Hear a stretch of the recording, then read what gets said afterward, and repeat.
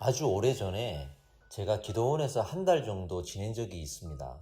그때 한 어머니가 아들을 데리고 왔는데 이 아들은 심각한 우울증과 그리고 정신분열증을 앓고 있었어요. 그런데 병원도 안 가고 약도 안 먹고 기도원에서 귀신이 들렸다 하는 말만 듣고 계속 귀신을 쫓는 기도만 하면서 거기에서 지내는 거예요. 제가 그런 생각을 했습니다. 이걸 잘 구분해서 병원에 가든지 또 기도하든지 좀 구분했으면 좋겠다 하는 생각이 들었죠. 이게 사실 구분하는 문제가 쉽지는 않아요. 정신적인 질환인지 영적인 문제인지 정말 헷갈릴 때가 많아요. 왜냐하면 증상이 비슷하거든요. 자칫 성경을 잘못 보게 되면 더 구분이 안 되는 게, 예수님에게 찾아온 병자들을 보면 모두 육체적인 질병을 갖고 있든지 귀신이 들린 사람들이 많았거든요.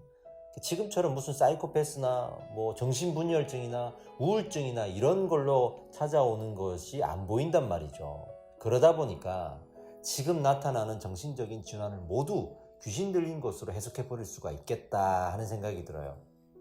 그러나 더 생각해보면 암 환자도 없었어요. 백혈병도 없었고 뇌졸중도 없었어요. 그러면 그것도 다 귀신 들려서 그런 건가? 이렇게 생각해보면 아니다 하는 것을 알 수 있죠. 그 당시의 모습을 가지고 지금의 모든 이 병들, 특히 정신적인 병들을 귀신 들렸다고 말할 수는 없다는 겁니다. 우리는 이 문제를 잘 분별해야 됩니다. 성경에서 이런 경우를 한번 찾아볼까요?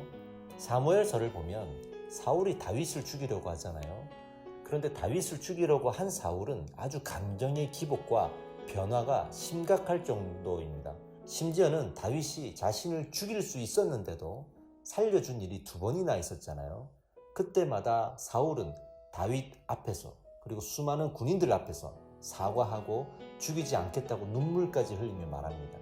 그런데 얼마 지나지 않아서 또 언제 그랬냐는 듯이 다윗을 죽이려고 하죠. 진심이 자꾸 변하는 거예요. 근데 이걸 보면서 정신적인 질환이 아닐까 생각을 하는데, 성경에는 이 사울이 영적인 문제라고 말하고 있는 거예요. 정말 비슷하고 또 구분하기가 힘들구나 하는 생각이 또 듭니다. 그렇다면 어떻게 이런 문제들을 구분하고 해결해야 할까요? 물론 모두 은혜 받으면 됩니다. 하지만 그렇게 말하면 이 문제를 오히려 해결하기가 어려워져요. 중요한 포인트는 어떤 문제든지 반드시 원인이 있습니다. 그 원인을 분별해내면 되는 거예요. 그리고 그 원인을 제거해야 되겠죠. 한번 제가 분석해 보겠습니다. 보통 크게 4가지 원인으로 분석할 수가 있습니다. 첫 번째는 술과 같은 약물이 원인인 경우죠. 술에 취해서 아내와 가족들에게 화를 내고 폭력을 휘둘렀는데 다음날 또 잘못했다고 진심으로 빌어요. 그럼 또 그 다음날 술을 먹어요. 어떻게 되죠? 똑같이 폭력을 휘두릅니다. 왜? 원인이 술에 있기 때문에. 이런 경우는 술을 끊어야만 해결이 됩니다. 아무리 은혜 받았다고 해서 전도하고 교회 열심히 다녀도 술을 끊지 않으면 해결이 되지 않고 문제가 반복될 것입니다. 그래서 우리가 기도할 때 술을 끊게 해달라고 기도해야 돼요. 내 영혼이 이 술을 거부하도록 기도해야 되고, 나는 그 술을 끊도록 노력해야겠죠. 2번째는 앞서 말씀드린 그런 정신적인 질환들을 말할 수 있어요. 대표적으로 뭐 사이코패스, 소시오패스, 뭐 정신분열, 다중인격, 분노 조절 장애 많잖아요. 이 경우에는 사람들이 뭐 자기를 싫어한다고 미워한다고 일방적으로 생각해서 분노하고 다른 사람을 공격하기도 하고, 또 진심이 사울처럼 자꾸 변해가지고 이랬다 저랬다 하기도 하고, 정말 많은 경우들이 있을 거예요. 근데 이럴 때는 그 정신적인 질환에 대해서 병원 치료를 받아야 됩니다. 받으면서 거기에서 나오는 분석, 원인을 알고 그 원인을 위해서 같이 기도하는 과정이 필요한 거죠. 3번째는 종교적인 합리화예요.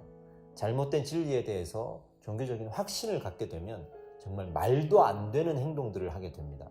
흔히 이단에 속한 사람들이 이런 경우에 해당되죠. 상식적으로 이해가 안 되는 것을 믿고 행동으로 옮겨요. 이럴 때는 그 종교적인 확신이 무너져야만 회복될 수 있어요. 내가 믿고 확신하고 있는 이 진리가 거짓이라는 것을 발견하고 인정하게 될 때 회복됩니다. 그래서 그 바른 진리를 찾게 해달라고 기도해야 되는 거예요. 그리고 마지막으로 어두운 영에 사로잡힌 경우예요. 이 사울을 보면 어두운 영에 사로잡혔다고 성경에 나오잖아요. 그런데 앞서 말한 모든 원인들에 대한 증상들이 다 나와요. 종합적으로 다 나와요. 그러니까 사울을 통해서 어두운 영에 사로잡히면 종합적으로 모든 원인에서 볼 수 있는 증상들이 다 나온다는 것을 먼저는 알아야 되고요. 이럴 때는 정말 기도밖에 없어요. 기도밖에 없습니다. 영적인 문제니까 어두운 영이 떠나가도록 나사렛 예수 그리스도의 이름으로 선포하고 대적하며 기도해야 됩니다. 결론은 우리가 기도할 때 기도하더라도 약을 먹고 나을 수 있는 또는 끊어내면 되는 정확한 원인이 있다면 그 원인을 놓고 노력하면서 또 병원의 치료를 받으면서 기도해야 되는 것이고, 완전히 어두운 영에 사로잡힌 경우라면 말 그대로 기도밖에 답은 없겠죠. 먼저는 원인들이 있는지를 먼저 보세요.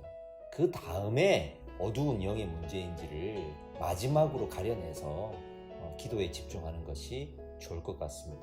대부분은 이 원인을 놓고 기도하면 됩니다. 그래서 우리가 무조건 귀신 들렸다라고 말하지 말고 이 원인들을 하나씩 제거하는 것으로 우리가 함께 노력해 나가는 과정이 필요하다고 생각을 합니다. 감사합니다.